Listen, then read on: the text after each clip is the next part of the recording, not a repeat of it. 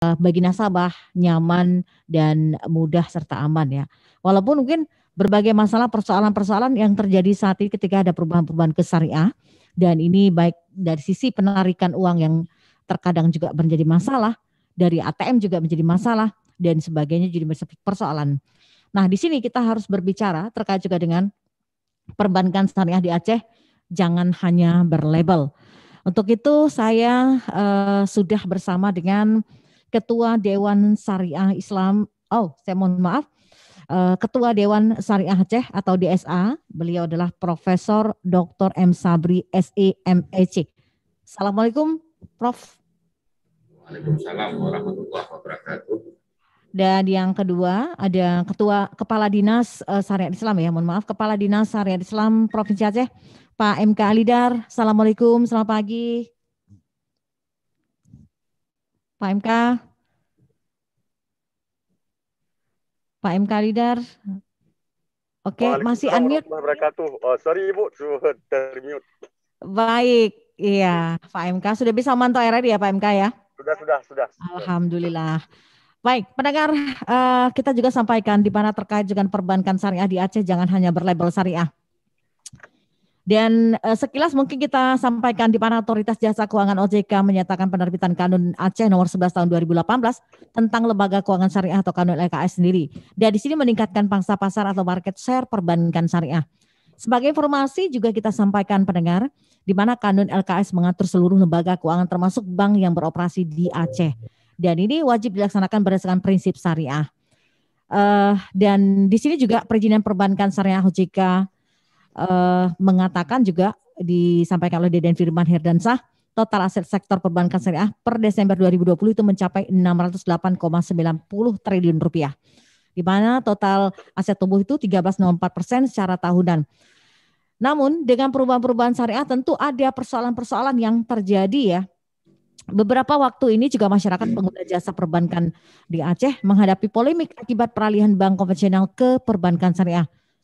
Dan keluhan-keluhan tersebut disampaikan melalui akun media sosial, antrian panjang di bank-bank di tengah masa pandemi yang membatasi jumlah masyarakat yang mendapat layanan termasuk pemblokiran ATM ditambah malfungsinya mesin ATM yang terjadi di sebuah tempat. Problematika ini merupakan jalan yang harus dilalui oleh seluruh masyarakat demi terselenggara transaksi perbankan syariah. Sebagaimana yang diatur dalam Kanun 11 tahun 2018 tentang LKS sendiri. Nah di sini kita berbicara terkait juga dengan perbankan syariah di Aceh jangan hanya berlabel syariah. Kita juga nanti akan buka kesempatan untuk Anda pendengar, Anda bisa bergabung bersama kami di pesawat telepon 0651 443336. Kita langsung saja kepada Kepala Dinas Syariat Islam Provinsi Aceh, Pak MK. Baik Ibu. Iya, Pak MK, layarnya belum terlihat Pak MK. Oke. Saya mohon maaf nih lagi di jalan. Mohon maaf. Lagi di jalan Pak MK. Oke, kalau gitu kita ke Profesor dulu ya Pak MK kalau lagi di jalan.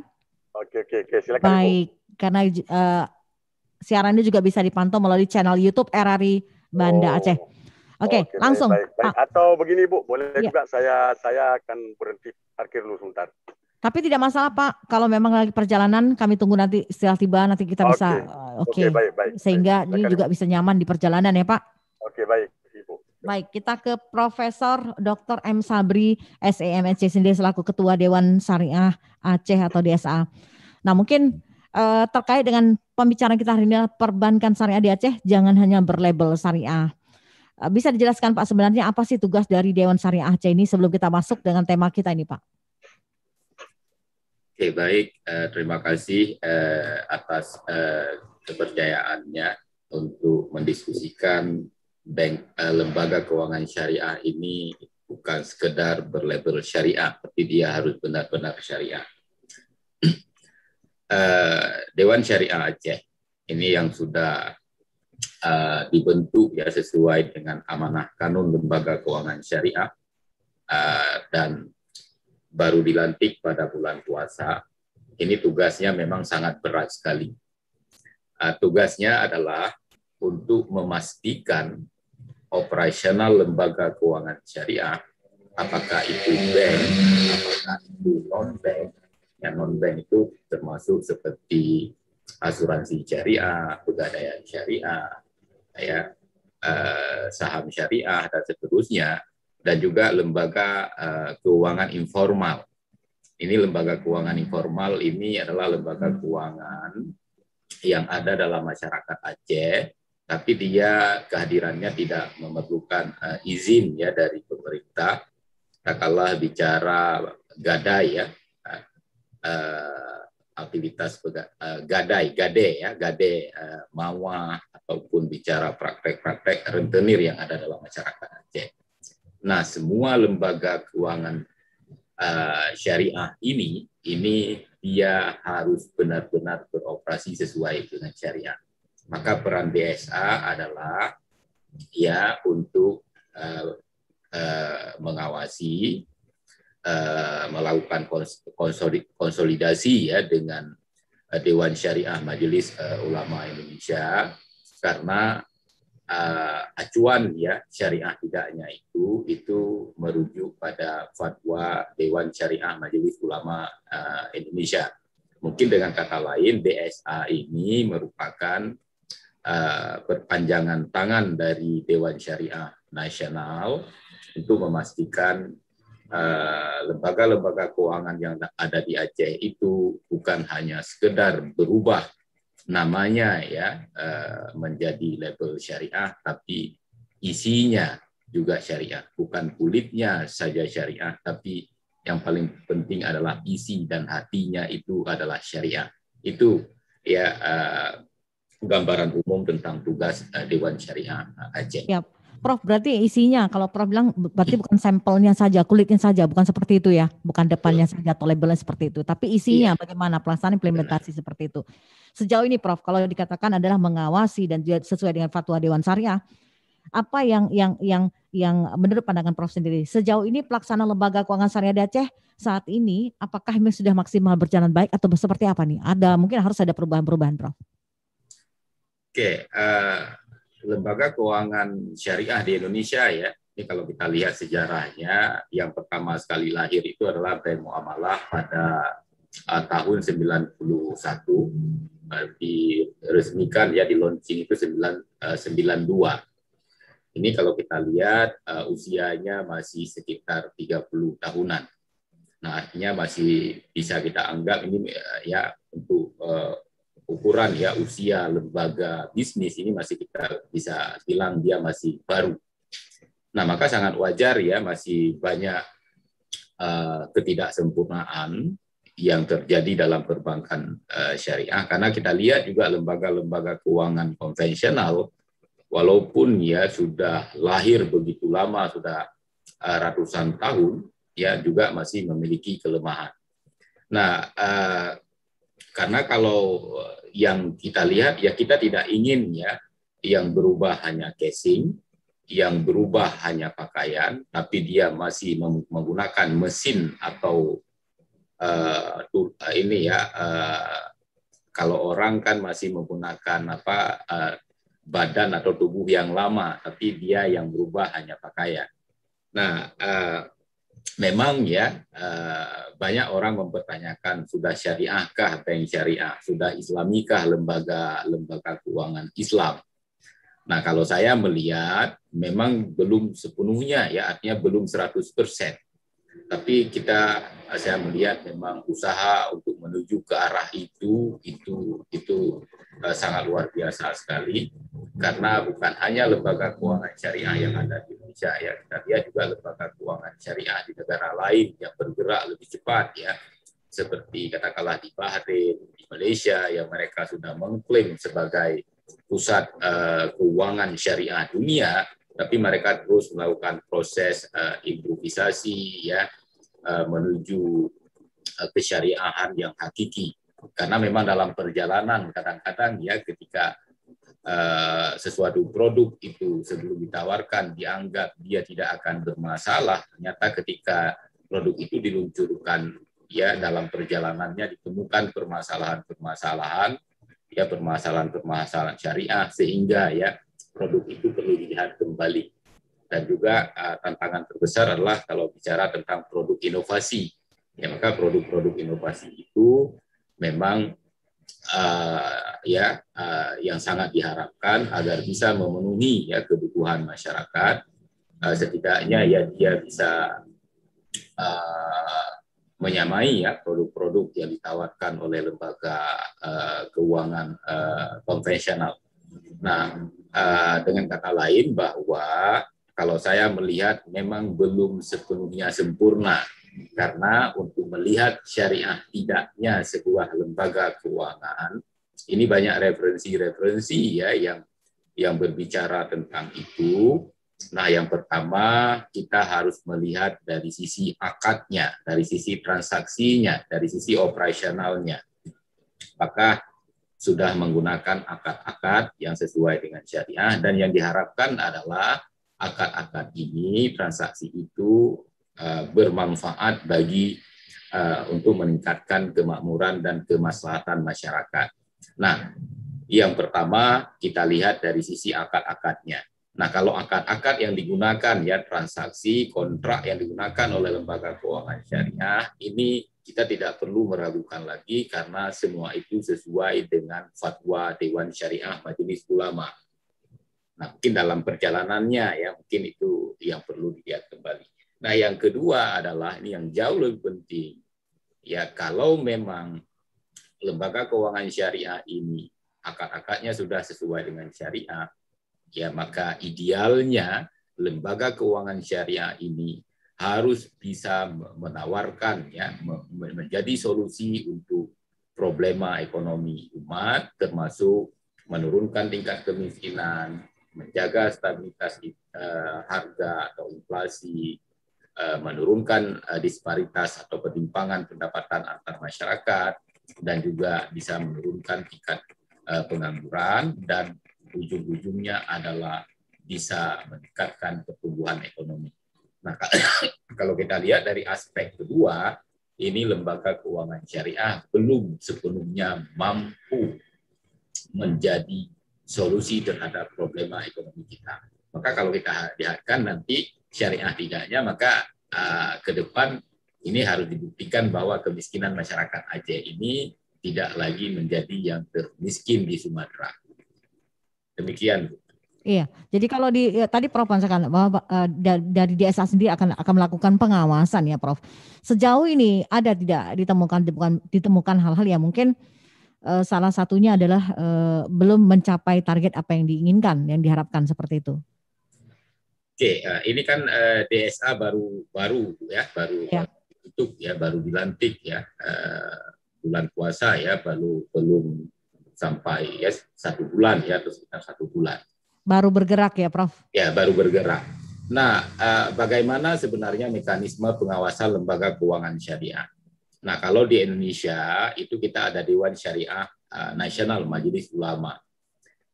Kalau di Aceh kita khusus ya sudah membentuk DSA pada level provinsi, dan nanti ya, dan ini akan kita harapkan dukungan dari pemerintah kabupaten kota, karena di setiap kabupaten kota di Aceh itu harus segera membentuk DSA kabupaten kota. Maka nanti akan ada DSA kabupaten kota, dan pada level lembaga keuangan syariah itu sendiri itu juga punya DPS, Dewan Penasehat Syariahnya. Artinya operasional lembaga keuangan tertentu itu tugas Dewan Penasehat Syariah ya, yang yang diusulkan oleh lembaga keuangan syariah tersebut ya, untuk kemudian DSA memberi persetujuan ya untuk diajukan ke Dewan Syariah Nasional. Nah, artinya untuk mengawasi operasional lembaga keuangan syariah ini dilakukan pada berbagai level, mulai dari level lembaga keuangan syariah itu sendiri, kemudian level kabupaten, level provinsi, dan juga ada level nasional. Nah, memang pada posisi sekarang ya, karena kalau kita lihat ya kawan-kawan di lembaga keuangan syariah ini khususnya ya perbankan, memang mereka sedang sedang berada dalam posisi yang agak artinya tantangan terberat ya. Mereka harus melakukan 2 agenda terbesar.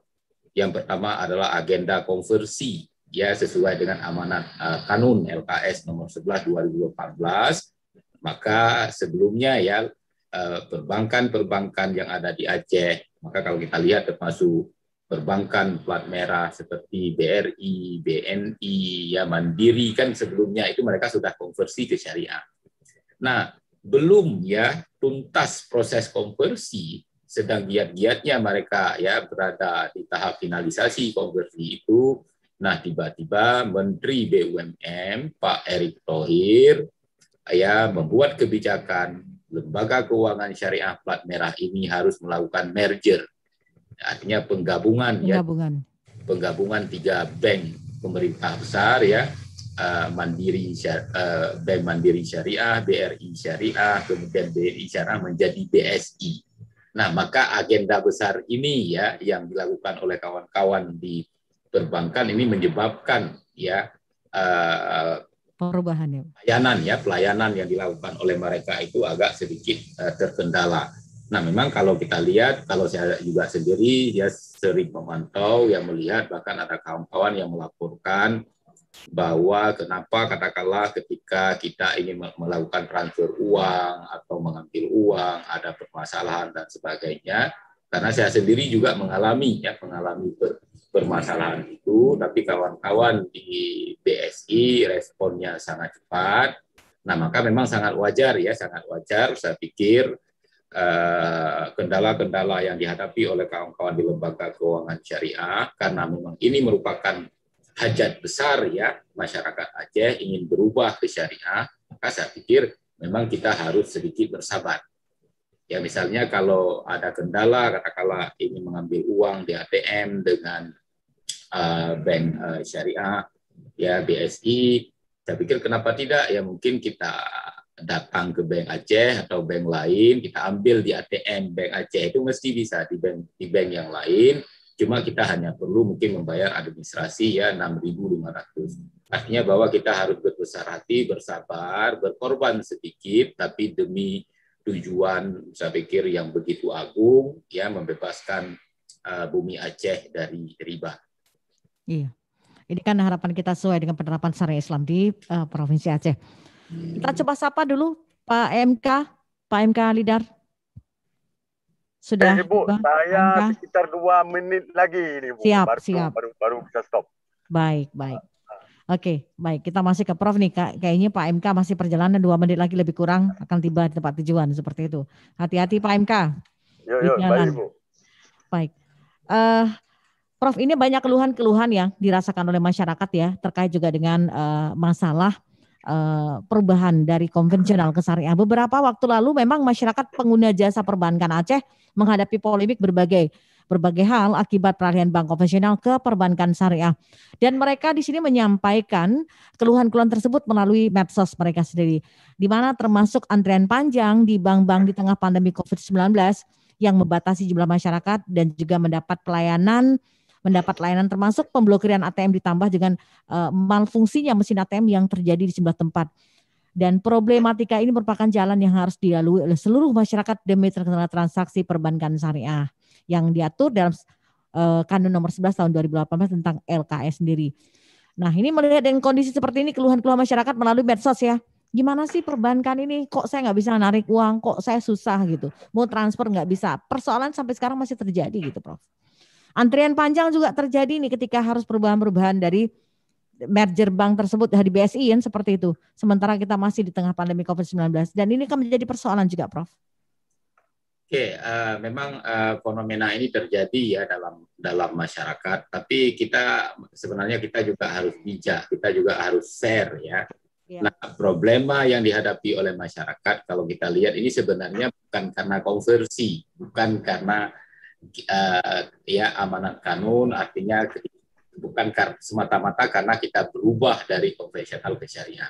Nah, tetapi kalau kita lihat sebenarnya penyebab utama itu adalah dari kebijakan merger. Ya, ketika merger, seseorang yang punya rekening di tiga dan sebagainya, karena itu sudah bergabung, maka rekeningnya kan harus dirubah. Ya, rekeningnya harus dirubah. Nah, Dan juga mungkin tantangan terberat adalah ketika 3 bank ini bergabung, kita bicara IT kan perlu juga merger ya dari semua sisi, dari SDM. Saya pikir juga yang sangat mengganggu masyarakat itu adalah merger IT. Ya, artinya ketika dana ya masyarakat yang ada di 3 bank dikumpulkan ke dalam 1 bank, kan ini perlu hati-hati sekali ya, mereka memilih, memilah dan sebagainya. Kemudian ketika masyarakat menarik jangan sampai salah tarik ya, atau ya artinya ini benar-benar harus dipastikan. Maka atas azas kehati-hatian tersebut maka ya pelayanannya mungkin agak sedikit terkendala. Tapi kalau kita melihat ya pemerintah pusat ini pada bulan puasa ya, ini khususnya kementerian ya, lembaga-lembaga keuangan BSI sangat mendukung sebenarnya. Kalau kita lihat mereka mengirimkan beberapa tenaga teknis ya turun ke Aceh ya untuk menyelesaikan problema-problema yang terjadi di Aceh. Maka saya sangat yakin Bu ya, ini problema yang dihadapi oleh masyarakat Aceh ini akan segera selesai. Nah, cuma yang tidak kita inginkan adalah ketika masyarakat menghadapi problema pelayanan yang mungkin harus antri dan sebagainya, nah mereka langsung mengklaim ini gara-gara syariah. Padahal syariah sudah tuntas sebelumnya. Ya, maka kalau tidak suka dengan syariah, ya jangan memberi statement-statement yang menyesatkan kepada masyarakat. Maka oleh karena itu ya kita sebagai nasabah masyarakat juga harus bijak. Ya, coba ya ketika katakanlah sekarang kan yang pelayanan mungkin yang tidak maksimal adalah BSI. Padahal kan di Aceh punya bank-bank syariah yang lain, Bank Aceh Syariah, punya Maybank, BTN Syariah dan sebagainya. Artinya kalaupun kita tidak bisa menarik uang di BSI, kita bisa menarik uang di bank-bank syariah lainnya. Nah, maka saya pikir itu memang ketika kita melihat respon ya kawan-kawan dari BSI, memang saya Bu ya sempat diskusi dengan bank, memang saya mengatakan ya dan mereka pun mengatakan ya saat ini menurut mereka ya saat ini sebenarnya mereka begitu berat tantangannya sehingga istilahnya mereka menyebutkan ini jangankan menarik nafas, sepertinya lidah ini sampai terjulur ke lantai. Artinya begitu berat sebenarnya tugas yang dilakukan oleh mereka untuk memberi pelayanan yang optimal. Tapi saya sangat yakin Bu ya dalam hitungan bulan ya ini akan bisa berjalan dengan normal.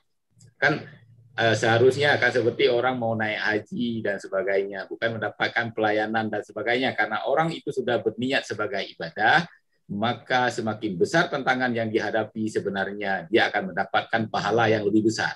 Iya. Terusnya juga demikian ya, ketika kita beralih ya ingin membebaskan Aceh dari riba, maka katakanlah ada rintangan, hambatan dan sebagainya yang harus kita lalui, itu harus kita terima dengan lapang dada, dengan ikhlas, karena itu merupakan bagian jihad ekonomi yang pasti ya mendapatkan pahala yang setimpal dari Allah Subhanahu wa taala. Maka oleh karena itu mungkin salah satu poin penting ya, ketika kita melihat kekurangan lembaga keuangan syariah atau mungkin bicara syariah atau tidak, maka juga salah satu poin penting adalah kita juga perlu menanyakan pada diri kita, lembaga keuangan syariah ya sudah berusaha demikian sekuat tenaga ya mengorbankan waktu, uang dan sebagainya. Nah, apa pengorbanan yang kita lakukan ya selaku individu masyarakat Aceh dalam mendukung ya Aceh ini benar-benar melaksanakan syariat Islam secara kafah ya. Sekarang kita alhamdulillah sudah merambah aspek ekonomi. Ke depan kita harapkan juga ya apakah politik di Aceh, pendidikan di Aceh semua itu berbasis syariah. Iya. Baik. Oke, kita langsung ke Pak MK Alidar. Namun saya ingatkan juga untuk pendengar Anda bisa bergabung bersama kami dalam perbankan syariah di Aceh. Jangan hanya berlabel syariah. 06514433 kita buka kesempatan untuk Anda pendengar. Anda bisa berdialog langsung dengan narasumber kita, ada Ketua Dewan Syariah Aceh DSA dan juga Kepala Dinas Syariat Islam Provinsi Aceh. Baik, Pak MK sudah tiba Pak MK ya? Ya, sudah Ibu. Ya. Alhamdulillah baik. Pak MK, mungkin kita sudah panjang lebar tadi berbicara dengan Pak Prof ya terkait juga dengan bagaimana perbankan syariah di Aceh.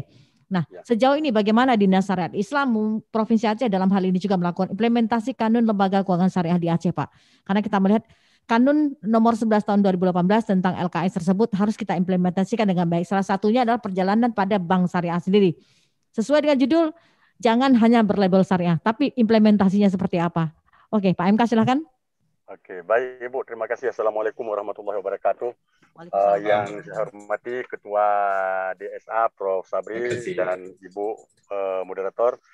Hari ini kita melihat bahwa perjalanan dan peralihan atau konversi lembaga keuangan khususnya perbankan, saya pikir jauh lebih cepat dari yang kita perkirakan sebelumnya. Nah, memang seperti kata Prof. Sabri tadi ada beberapa halangan, misalnya konversi rekening dan lain sebagainya itu memunculkan sedikit kendala. Dan ini perubahan ini sebenarnya perubahan besar, jadi tidak semudah membalikkan telapak tangan. Oleh karena itu kesabaran, keikhlasan kita semua tentu sangat diperlukan. Nah, dalam konteks ini Dinas Syariat Islam Aceh, pemerintah Aceh terus melakukan sosialisasi. Nah, fungsi kami di dinas sekarang ini terus melakukan sosialisasi kepada masyarakat bahwa pelaksanaan hukum ekonomi syariah khususnya di bidang lembaga keuangan syariah ini akan terus berjalan dengan baik. Nah, kita melakukan sosialisasi termasuk RRI, saya pikir ini sesuatu yang memang perlu kami apresiasi, terus selalu membantu pemerintah untuk melakukan sosialisasi ini kepada masyarakat. Sebenarnya semua polemik-polemik yang terjadi di masyarakat itu kalau kita tanyakan kepada ahlinya, itu semuanya sebenarnya bisa dijawab dan bisa teratasi. Memang butuh sedikit kesabaran. Nah, kita di pemerintah mengajak semua ulama, mengajak semua pimpinan daya, mengajak semua khatib-khatib dan juga Dinas Syariat Islam di Kabupaten Kota untuk sama-sama mensosialisasikan kanun LKS ini kepada semua masyarakat di Aceh. Sehingga betul-betul paham bahwa apa yang kita lakukan ini bukan hanya sekedar menukar baju seperti asumsi selama ini, menukar casing, tetapi isinya sama saja. Nah, kita tidak dalam konteks seperti itu.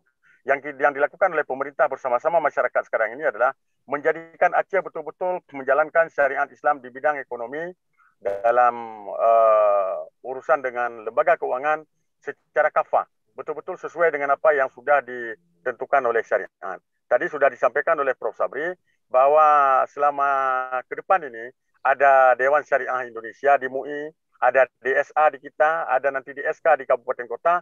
Ini sama-sama akan melakukan pengawasan. Nah, selain itu di masyarakat juga, Dinas Syariat Islam di Kabupaten Kota, beberapa kabupaten juga sudah meluncurkan program-program kegiatan yang menyasar kampung. Di kampung pun sudah disosialisasikan ini. Di kampung sekarang banyak kampung yang melarang rentenir-rentenir masuk. Nah, ini juga mungkin efek dari kanun LKS kita. Jadi semuanya sudah bergerak simultan secara bersama-sama untuk menjaga kita, semua rakyat kita terbebas dari hal-hal yang memang tidak sejalan dengan ketentuan agama kita. Saya pikir begitu, Ibu. Iya, kalau Pak MK mengatakan bahwa rentenir-rentenir itu juga akan kita bisa melihat bahwa selama ini kan rentenir terus bagaimana upaya-upaya mereka untuk mengajak pelaku usaha khususnya kan seperti itu ya Pak dan juga masyarakat ya. Tapi sejauh ini kalau Bapak katakan rentenir-rentenir juga tidak bisa bergerak di Aceh. Sejauh ini apakah ini sudah dibenahi masalah rentenir atau juga dalam hal-hal pernah ada lagi rentenir di Aceh begitu yang beredar ya, maksudnya seperti itu Pak. Iya. Ya, ini rentenir ini kan pribadi-pribadi sebenarnya. Banyak pribadi-pribadi dan banyak juga lembaga-lembaga sebenarnya. Lembaga-lembaga mungkin keuangan yang pusatnya di Medan dan seterusnya lah. Bukan apa di kita. ada juga memang pribadi-pribadi yang memanfaatkan situasi masyarakat kita yang butuh modal dengan cara cepat, kemudian dengan cara mencekik leher. Dan Tapi ujung-ujungnya kan masyarakat tersendiri yang akan imbasnya kan seperti itu, Pak. Iya, betul, Kesusahan betul, begitu. betul. Betul, Ibu. Makanya kan kita misalnya membaca di internet sekarang, ada pinjaman online 3.900.000 harus bayar 209 juta. Kan Iya. begitu. Ini kan sesuatu yang menjerat masyarakat kita. Yang secara agama juga enggak betul ini. Yang makan uang-uang seperti itu juga enggak betul. Dia dilaknat oleh Allah Subhanahu wa taala. Nah, oleh karena itu, usaha kita dengan kanun LKS ini bersama-sama masyarakat meminimalisir itu. Nah, misalnya apa yang dilakukan oleh Wali Kota Banda Aceh misalnya, membentuk lembaga kepinjaman Mahirah apa namanya itu. Nah, itu kan sudah meminimalisir rentenir di pusat-pusat pasar. Nah, kita berharap lembaga-lembaga seperti ini yang kemudian tumbuh dan berkembang. Nah, mereka-mereka ini yang bisa langsung terjun ke lapangan. Kalau perbankan kan nggak ada personil dia untuk turun ke lapangan. Langsung turun ke lapangan memberikan pinjaman, pembiayaan dan lain sebagainya dengan pengurusan surat menyurat ya, Pak? Iya, kita berharap nanti ada lembaga-lembaga seperti itu. Baitul Mal misalnya. Baitul Mal kita misalnya bisa bergerak untuk pemberdayaan ekonomi umat ini, terutama yang kecil-kecil ini. Nah, kalau yang besar-besar mungkin langsung dengan lembaga keuangan, dengan prinsip-prinsip syariah. Nah, untuk yang kecil-kecil ini mungkin Baitul Mal sudah bisa mengambil peran untuk lebih progresif, lebih aktif, membina masyarakat-masyarakat lemah di pasar, di kampung-kampung, sehingga mereka tidak terjerat dengan rentenir. Nah, kita berharap Baitul Mal, saya beberapa kali diskusi dengan Prof. Nazar itu sudah mengarah ke sana, dan kita harapkan ini betul-betul bisa diwujudkan dalam waktu yang cepat, sehingga masyarakat terbantu dan rentenir itu makin terkikis. Nah, mungkin nanti suatu saat rentenir-rentenir seperti ini melanggar ketentuan-ketentuan kanun ini bisa juga dijerat nanti ini, dijerat dengan kanun jinayah atau lain sebagainya. Iya. Pak MK, upaya apa dilakukan pada masyarakat sehingga masyarakat tidak terjerat dalam hal seperti ini? Banyak juga koperasi bodong ya mungkin ya. Seperti itu beredar di daerah kita atau muncul di Aceh seperti itu. Dan kita harapkan juga masyarakat harus cerdas melihat karena ini efek yang berdampak pada mereka sendiri seperti itu. Upaya apa dilakukan sehingga hal tersebut masyarakat akan paham dan tidak mendekati dengan rentenir atau juga koperasi yang bodong seperti itu? Ya betul. Yang pertama kan tetap kita melakukan sosialisasi melalui perangkat-perangkat agama yang ada, misalnya ustadz, tengku, khatib, kalangan daya, tengku gampung, dan sebagainya. Dinas Syariat Islam melakukan sosialisasi itu dalam setiap kegiatan kita yang melakukan pembinaan, BIMTEK, dan lain sebagainya kepada pengurus masjid, takmir masjid, remaja masjid, dan seterusnya. Nah, seperti Ibu sampaikan tadi betul, ada koperasi syariah yang datang ke Dinas Syariat sebelum terbentuknya DSA. Nah, mereka pun sekarang dihadang masuk kampung. Padahal koperasi itu jelas syariat.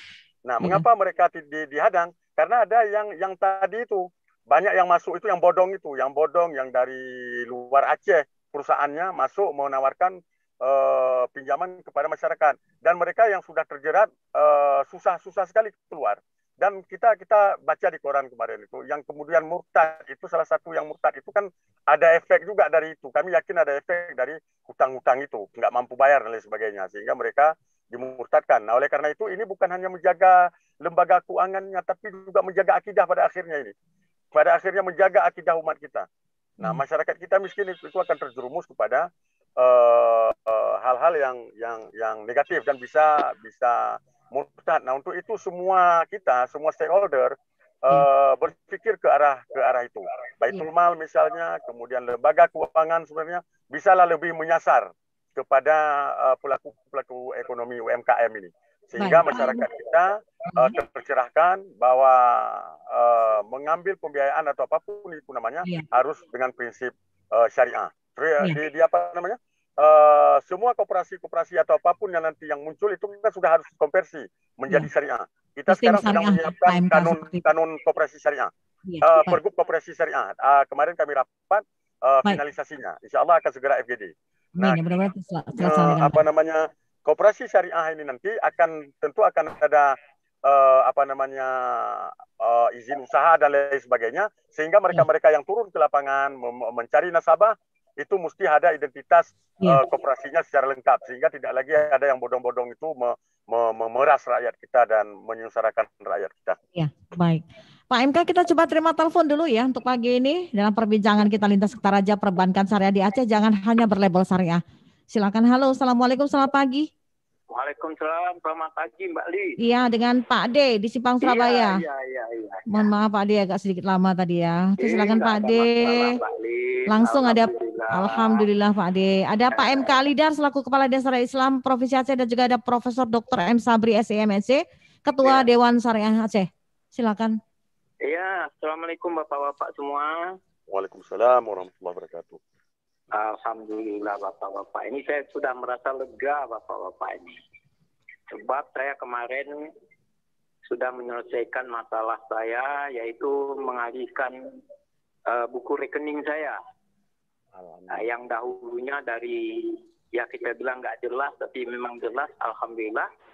Sekarang ini sudah jelas, sudah pindah ke BSI, semua ATM-nya sudah jelas, semua sudah jelas. Alhamdulillah juga saya informasikan kepada kawan-kawan atau sahabat-sahabat saya yang ada di kampung yang belum migrasi buku rekeningnya. Perpindahan segera dipindahkan. Maksudnya dengan sistem syariah ini kita supaya jelas. Moga-moga ya apa yang kita inginkan, apa yang kita cita-citakan betul-betul Aceh ini menjadi ekonomi yang betul-betul bersyariah Islam. Amin. Di sini saya mau tanya sama bapak-bapak semua, apakah kalau seandainya ada di antara kawan saya ini yang juga belum terselesaikan bukunya menjadi syariah rekening BSI.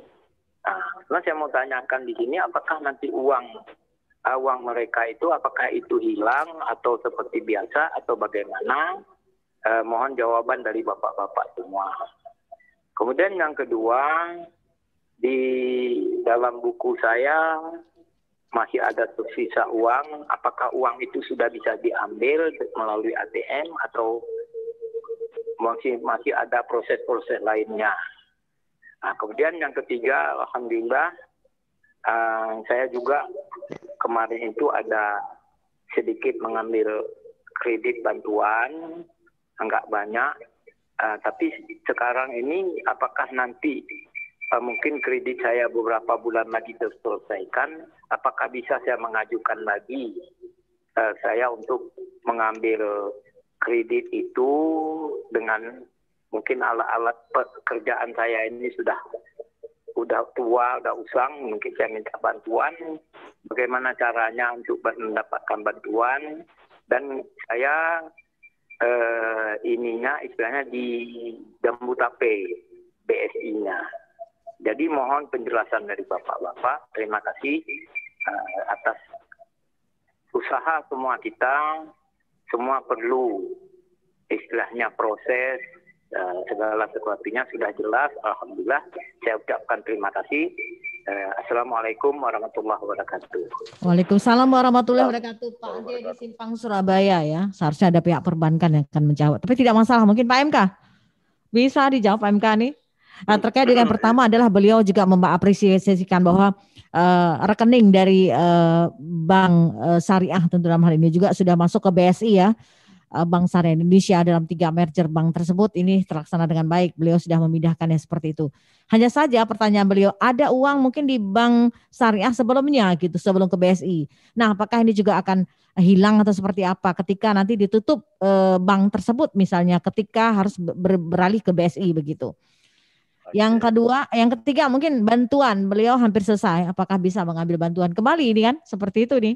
Mungkin Pak MK ada gambaran seperti apa walaupun mungkin adalah perbankan. Baik, sebagaimana Ibu sampaikan bahwa ini sebenarnya tepatnya lembaga perbankan yang jawab.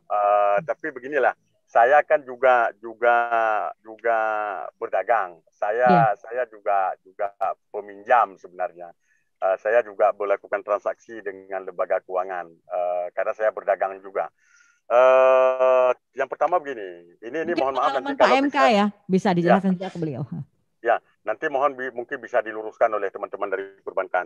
Itu kalau saya simak kemarin dari diskusi kami di grup, ada di grup itu, di grup ekonomi syariah itu disampaikan oleh teman-teman dari perbankan. Yang pertama kan heboh kemarin hilang uang 50.000 di rekening. Iya. Nah ternyata itu bukan hilang, cuma tidak ditampilkan. Yang ditampilkan di ATM itu adalah uang yang bisa ditarik. 50.000 itu tidak nampak, tapi kalau kita print bukunya tetap ada. Misalnya uang 550. Yang ternampak di ATM kita waktu kita masukkan kartu ATM 500. 50-nya nggak nampak karena yang bisa ditarik hanya 500. 50 itu uang yang mengendap di rekening. Kalau buku kita print maka akan keluar 550. Dan kalau kita tarik 500 maka akan terprint nanti 50. Itu yang pertama dulu yang kita harus luruskan masyarakat. Nah kemudian yang kedua, tadi kan kita proses migrasi tadi dari bank yang sebelumnya konvensional ke syariah. Nah, artinya terjadi penutupan buku kita pada saat itu. Nah, saya memahaminya harusnya ditutup buku di bank lama, lalu dikonversi atau dialihkan semua. Misalnya uang kita 550. Maka ketika buka buku baru, semua uang itu dialihkan 550 ke bank SI, yang bank syariah yang baru. Nah, itu yang idealnya seperti itu. Nah, kalau tidak, berarti ada satu lagi lembaga buku rekening di bank sebelumnya karena konvensional, maka ditutup. Untuk biaya penutupan itu kan ada administrasi penutupan buku. Nah itu sama-sama kita maklumi lah. Kalau penutupan buku tidak semua bisa ditarik karena ada biaya administrasi dan lain sebagainya. Nah itu yang kedua. Nah kemudian apa bisa ambil pembiayaan? Ya tentu bisa. Alhamdulillah saya lama sekali dengan lembaga keuangan. Sejak dulu belum ada syariah di Aceh, saya juga sering dengan konvensional. Bagi lembaga perbankan itu yang paling penting adalah kepercayaan. Nah kalau mereka sudah trust kepada kita, biasanya mereka mendatangi kita untuk meminta mengajak kita mengambil pembiayaan di bank-bank itu. Malah mereka bersaing untuk mendapatkan kita. Nah alhamdulillah selama ini, mohon maaf saya menyampaikan pengalaman saya. Alhamdulillah selama saya melakukan pembiayaan dengan lembaga perbankan, tidak pernah saya misalnya kita membayar pembiayaan itu tanggal 5. Maka usahakan bayar tanggal 3. Jangan sampai lewat. Kalau lewat, maka kita akan merah di list mereka, list perbankan. Makanya ketika kita mengajukan pembiayaan lagi, kita di blacklist, agak susah. Tapi kalau kita bisa bayar sebelum tanggal jatuh tempo dan selalu bertahan seperti itu, amanah, jujur, insya Allah mereka akan datang dan menawarkan pembiayaan lebih besar untuk usaha kita. Nah oleh karena itu, Pak Adi tadi, jangan ragu Pak. Setelah Bapak selesai ini, Bapak bisa juga mengajukan kembali, tentu trust dari lembaga perbankan kepada Bapak akan lebih meyakinkan mereka untuk membantu Bapak dan bahkan lebih memperbesar pembiayaan kepada Bapak sehingga Bapak lebih maju dalam usahanya dan lebih berkah dengan sistem syariah ini. Iya, Pak Ade sudah terjawab ya. Ini pengalaman Pak MK, begitu Pak MK. Seharusnya memang perbankan, tapi Pak MK juga pengalamannya sudah bisa disampaikan seperti itu ya. Oke. Baik, kita coba terima kembali. Halo, Assalamualaikum. Waalaikumsalam, Ibu Lis. Iya, dengan Pak Cut Abang Hitam di Kerung Barunajaya ya? Betul, Bu Lis. Oke, baik KBJ. Silakan, ada dari Dinas Syariah Islam dan juga ada satu lagi Ketua Dewan Syariah Aceh atau DSA. Oke, Bu Lis. Ini langsung dengan Pak Prof, dengan Pak MK 22 ya? Iya. Oke, terima kasih. Assalamualaikum, Bapak-Bapak. Waalaikumsalam warahmatullahi wabarakatuh. Begini Bapak, saya dulunya bernegosiasi dengan salah satu bank konvensional. Ternyata saya di situ ada mengambil kredit. Oke, ternyata disahkan semua kredit saya, dibereskan semua. Nah, pertanyaan saya begini, Pak. Duit yang sudah saya terima di bank konvensional itu sekarang kan sudah beralih ke syariah. Apakah bunga-bunga saya itu kena juga? Itu yang pertama. Yang kedua, pertanyaan saya, ada perusahaan raksasa atau perusahaan besar masuk investasi ke negara Aceh. Apakah mereka itu bernegosiasi dengan bank syariah apa dengan bank konvensional? Itu dua buah pertanyaan dari saya, Pak. Terima kasih, boleh. Baik, terima kasih, Cut Abang Hitam. Assalamualaikum. Waalaikumsalam warahmatullahi wabarakatuh. Baik, Ini kita kasih kesempatan untuk menjawab Pak Prof ya, Profesor ya. Tentunya terkait dengan tidak Bang Hitam pernah meminjam uang melalui konvensional ya seperti itu, pinjaman kredit seperti itu. Nah setelah itu saat sekarang bank konvensional beralih ke syariah, apakah bunga-bunga bank yang kredit konvensional itu akan berubah sekarang dengan sistem syariah atau bagaimana? Nah, mungkin seperti itu. Yang kedua adalah ketika perusahaan besar masuk ke Aceh, mereka ingin melakukan dalam hal ini investasi lah seperti itu dan sebagainya mungkin ya. Nah, apakah mereka akan menggunakan sistem syariah, perbankan syariah atau bagaimana begitu? Oke, silakan. Oke, baik Bu. Ini apresiasi setinggi-tingginya ini Bu Dewan Syariah DSI ya, Dewan Syariah Islam. Alhamdulillah ya, pasca 75 tahun merdeka Aceh baru bisa memerdekakan diri dari riba. Ini saya pikir kemerdekaan yang sesungguhnya. Oke, nah sebelum itu Bu, yang mungkin saya tambah sedikit dari pertanyaan Pak D ya, nggak salah. Iya. Apakah uang kita akan hilang? Kalau kita lihat dalam sistem ya perbankan itu ada lembaga penjaminan simpan pinjam. Uang kita tidak akan pernah hilang, Pak. Kalau hilang Bapak laporkan nanti ke kami karena juga itu melanggar dengan syariah. Nah, kemudian kalau bisa nggak kita dapat pembiayaan? Bahkan Bapak bisa dapat lebih gede dengan catatan seperti Ketua Dewan Syariah sampaikan tadi, track record-nya bagus, kelayakan usaha, pinjaman. Karena kan ketika mereka bergabung, modal mereka sekarang lebih kuat, sehingga bisa memberikan pembiayaan dalam jumlah yang besar. Oke, yang kedua ya, memang ini agak teknis, ini perlu konfirmasi memang dengan orang perbankan. Ketika kita mengambil pinjaman dengan lembaga konvensional, kemudian lembaga itu beralih ya menjadi BSI, nah apakah bunga yang sebelumnya harus kita bayar sekarang? Yang pasti itu bukan bunga ya, tetap ketika kita beralih dari konvensional ke syariah, maka bunga sudah tidak ada lagi. Nah, otomatis ini akan berubah seperti syariah Pak, walaupun konvensional kita pinjam awal, begitu? Nah, maka begini Bu, nanti akadnya akan dilihat kembali, maka akadnya akan direvisi nanti, perjanjiannya itu akan dirubah.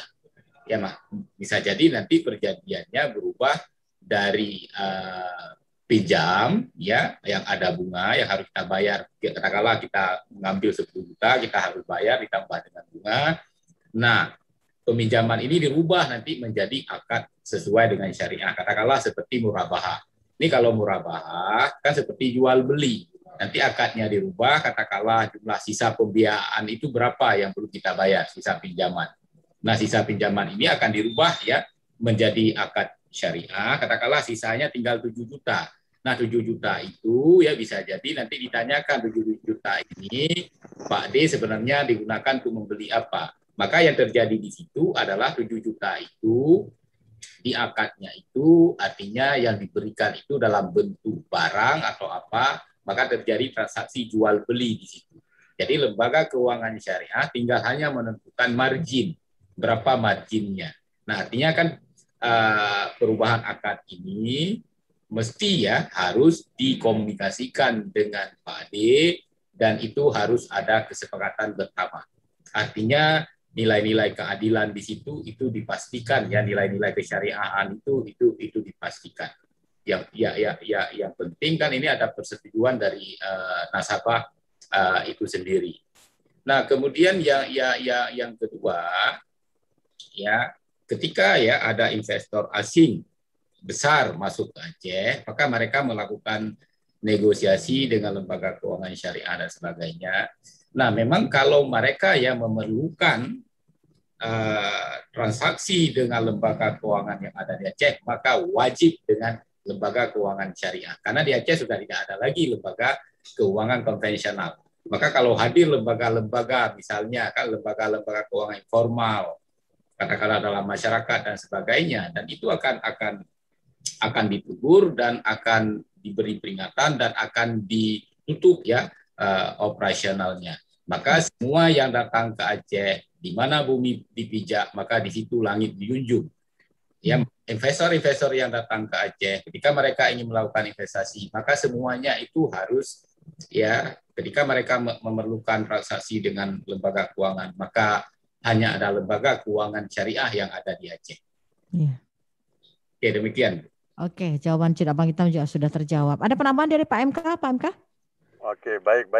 Saya kembali tadi seperti jawaban ke Pak D tadi, saya sudah mengkonversi pembiayaan saya itu yang tadi saya sampaikan di awal, bahwa saya juga terlibat dalam bisnis ini, dalam pembiayaan ini. Dan alhamdulillah saya sudah mengkonversi 2 tahun sudah konversi itu pembiayaan itu. Kalau saya tidak salah 2 tahun ya saya konversi atau mulai tahun ini.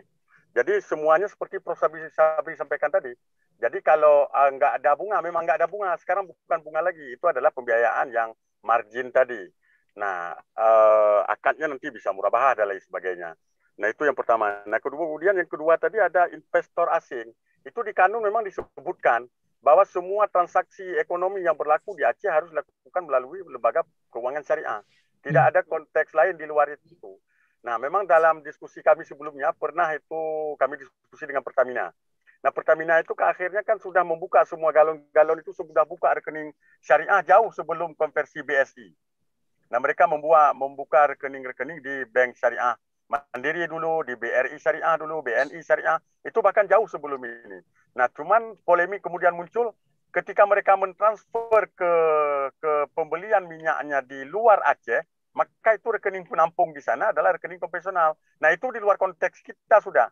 Yang penting di Aceh mereka harus bertransaksi dengan lembaga keuangan syariah. Nah, mereka membeli ke sana karena di sana itu lembaga bank konvensional yang kemudian bisa melakukan pembelian dan transfer uang ke luar negeri dan lain sebagainya. Maka itu di luar konteks aturan kita karena itu sudah di luar Aceh. Tapi yang kita harapkan yang diatur oleh kanun selama di Aceh semua transaksi itu harus dengan lembaga keuangan syariah.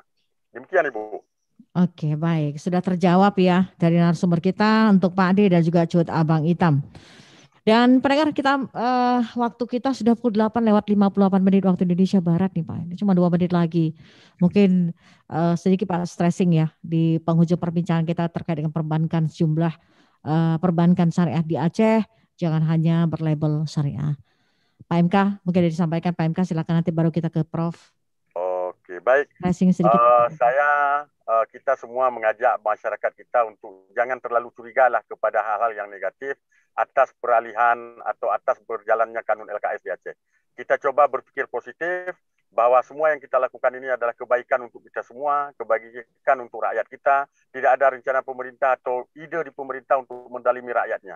Tetapi ujungnya adalah melakukan perbaikan-perbaikan dan melahirkan pertumbuhan ekonomi rakyat kita. Mudah-mudahan dengan syariah ini ekonomi kita di Aceh lebih berkah dan kita bisa lebih bahagia hidup di dunia dan di akhirat. Saya pikir demikian, Ibu.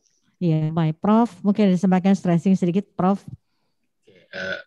Memang itu sesuatu hal yang wajar ya dalam masyarakat ketika kita diajak berubah, maka menuju perubahan itu memang agak berat. Padahal sebenarnya perubahan ya yang kita tuju itu adalah sebenarnya untuk kemaslahatan ya, untuk kebaikan, untuk kemakmuran kita bersama. Ya, mungkin orang sering menyebutkan ya perubahan itu memang berat di awal, kadangkala kacau di pertengahan, tapi insya Allah akan indah pada akhirnya. Saya pikir demikian. Ya, baik Prof. Sudah bersama RRI ya. Dan kita juga sampaikan untuk pendengar, sayang sekali waktu kita cukup singkat, sudah menunjukkan pukul 8:59 waktu Indonesia Barat. Terkait perbincangan kita tadi adalah perbankan syariah di Aceh, jangan hanya berlabel syariah. Terima kasih untuk Profesor Dr. M. Sabri SE MEC, selaku Ketua Dewan Syariah Aceh DSA, dan juga Pak MK Alidar, selaku Kepala Dinas Syariat Islam Provinsi Aceh. Terima kasih atas kebersamaan Anda, dan tentunya kita ucapkan juga terima kasih untuk pendengar yang sudah bergabung bersama kami. Mudah-mudahan apa kita sampaikan untuk hari ini terkait dengan perbankan syariah akan berjalan baik, walaupun perlahan-lahan tapi pasti dukungan dari masyarakat, dan kita juga mohon kesabaran karena setiap merubah sesuatu itu tidak semudah yang kita inginkan, namun itu bertahap dan insya Allah akan tetap diusahakan untuk lebih baik lagi ke depan, walaupun punya target seperti itu. Terima kasih. Assalamualaikum warahmatullahi wabarakatuh. Waalaikumsalam warahmatullahi wabarakatuh. Anda masih mendengarkan Lintas Kutaraja Pagi.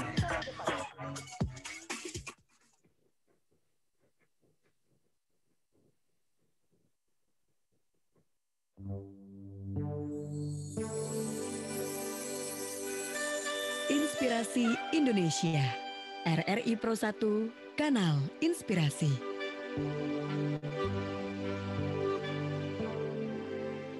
Fajar, bocah yang berusia 14 tahun memasuki sebuah toko. Ia menuju sebuah telepon koin. Kemudian ia menekan tombol-tombol angka telepon. Sementara itu pemilik toko yang berdiri tidak jauh darinya memperhatikan tingkah serta pembicaraan anak itu. Halo, Ibu, bisakah saya mendapatkan sebuah pekerjaan sebagai pemotong rumput di halaman rumah Ibu? Oh, maaf, saya sudah mempunyai seseorang untuk mengerjakan